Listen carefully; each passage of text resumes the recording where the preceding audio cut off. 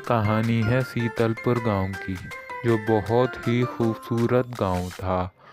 उस गांव में मीना नाम की एक गरीब औरत रहा करती थी। वह लोगों के यहाँ काम करा करती थी। उसका घर का चूल्हा लोगों के काम करने से ही चलता और वह रोज़ सुबह की तरह अपने काम के लिए निकल पड़ती। चलते चलते वह यह सोचती कि शायद मुझे काम मिल जाए, और वह काम की तलाश में चल पड़ती।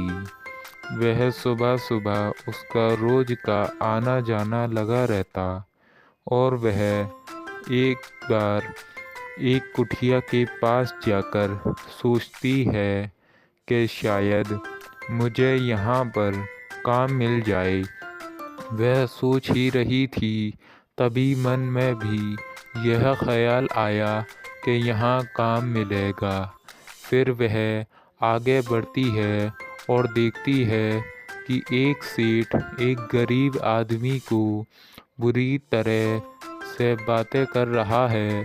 फिर वह देखती हुई आगे बढ़ती है और कहती है, गरीबी ही होती है ऐसी। फिर वह आगे चल के उसके सामने एक मालकिन आ जाती है।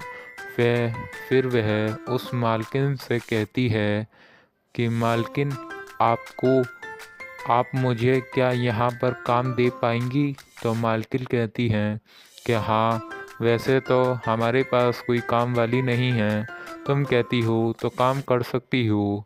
यह मेरा घर है और यहाँ पर ही तुम्हें काम के लिए आना है।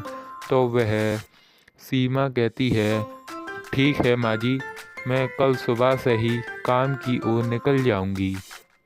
और फिर मालकिन अपने घर पर जाकर अपनी छोटी बेटी से कहती है, और बड़ी ही हंसती है कि आज मुझे ऐसी मालकिन मिली, कि नौकरानी मिली, कि वह बहुत ही बुद्धू थी। और कहती है कि उसने ना तो मुझसे वेतन के बारे में पूछा और ना कुछ कहा।